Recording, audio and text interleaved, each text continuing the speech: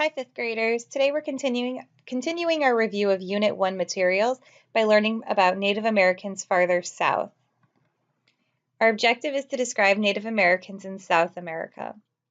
Last time you guys watched an Edpuzzle, you learned about the Native Americans farther north, all the way up to the Arctic, down to the southeast and southwest natives.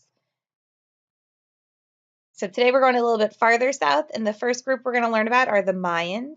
The Mayans were located in present-day Mexico. So if we were going to Mexico today, we would be in the same area where we could have found the Mayans a couple thousand years ago. They were known for farming, for building pyramid-like temples, for worshiping many gods, and sacrificing to the gods to please them. So here's one of the temples that they would build to worship their gods. They wanted to go up higher to be closer to the gods in the sky. So here's a world map. And the Native Americans we learned about the other day were located mostly around here. The Mayans were located right here, and again, what is called Mexico. And if we were to zoom in, we would see the Mayan civilization covered, it's Mexico and Central America. But the Mayan civilization covered this land here, and then a zoomed out version would be this area right here. The next group were the Aztecs. This group was known for building farms on lakes, for creating a calendar, for worshiping many gods, and sacrificing to please their gods. So we're already seeing some similarities between the Aztecs and the Mayans. They both worshipped many gods, they both sacrificed, they both had farming, they had specialized jobs, so many similarities. The Aztecs came later than the Mayans, though, and so they're a little bit more advanced. This right here is a picture of what it would look like to sacrifice to the gods. What that means is they would take a person and kill them because they believed that the gods needed people to be killed in their honor. A lot of times they did this if they thought that they needed more food and the gods would help them grow food. So they would sacrifice a person and then they believed the gods would help them grow more food. So the Aztecs were located in a very similar area in North America. They were a little bit farther north. They were more around this area than right here, which is where the Mayans were. So here's a zoomed in map. This orange color is the Aztec, and then the green is the Mayans. However, these two groups did not spend a lot of time interacting with each other because the Mayans came first and then the Aztecs came later. Here's a picture of the Aztec floating gardens. They would, because there were so many lakes, they would build their gardens on the lakes. So if they wanted to farm, they would take a little raft over to their farming plot on the lakes. And then again, here's that picture of the sacrificing that they did to please their gods. So when you think of the Aztecs, think of sacrifices, think of floating farms, think of them believing in many different gods and goddesses. And the last group we're going to learn about are the Inca. They were known for building an extended network of roads, for living along the Andes Mountains, for terrace farming, and for believing in many different gods. So again, we're seeing some similarities here with believing in many gods. The Maya, the Inca, and the Aztec all believed in many different gods. Now, one big difference, or a couple big differences with the Inca, though. One being that they lived in the mountains. The Andes Mountains are in South America. They were very advanced with large cities and they had an efficient government. So if you're going to be a big empire like the Inca were, you would need to be very advanced. Your government would need to work very well.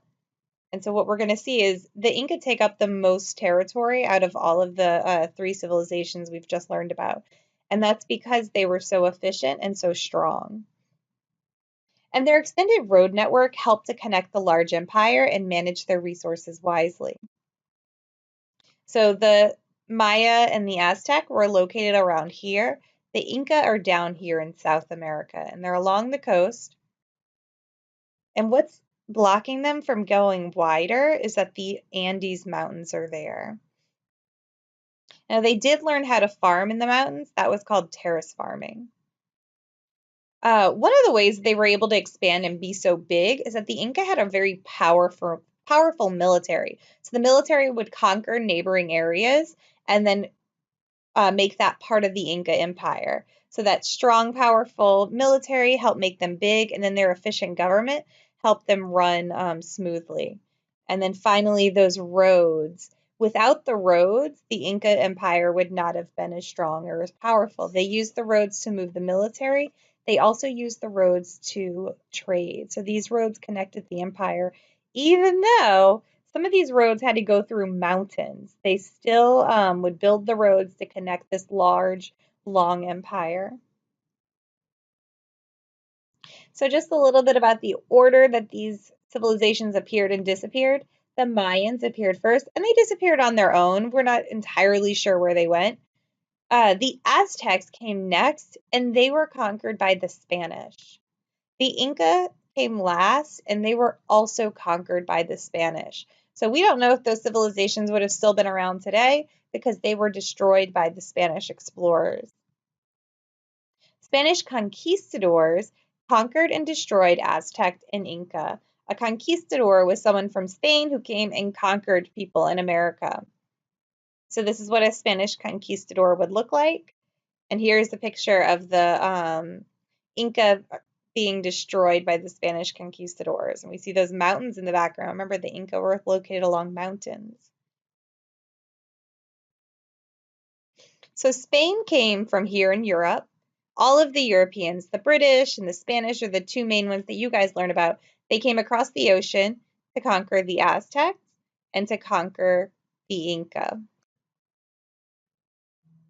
Spain was motivated to take the land in South America for two big reasons. One, they needed new farmland because there was a scarcity of agricultural land in Europe, meaning there was not enough farming land in Europe. Europe did not have a lot of farmland, they had a lot of factory land, so they were coming to the Americas to look for more farmland. And then another reason, they wanted to obtain or get gold and riches. The Aztec and the Inca had a ton of gold. The Spanish wanted to come and take that gold as well away from them and then get richer. So one of the things that we need to ask is how could such a powerful empire like the Inca or a powerful empire like the Aztec be conquered by so few Spanish troops? The reason was really it wasn't that the Spanish were way more powerful, though they did have better weapons. But one of the main reasons they were able to kill so many Inca and Aztec is that they passed on European diseases that killed the natives who had no immunities to them. So Europeans over years had immunities to diseases like smallpox. Those diseases were invisible, but always with the Europeans. And so this picture is showing how even just standing near the natives, those diseases could get passed on. So thousands and thousands and thousands, well, millions actually, of natives died from the European diseases.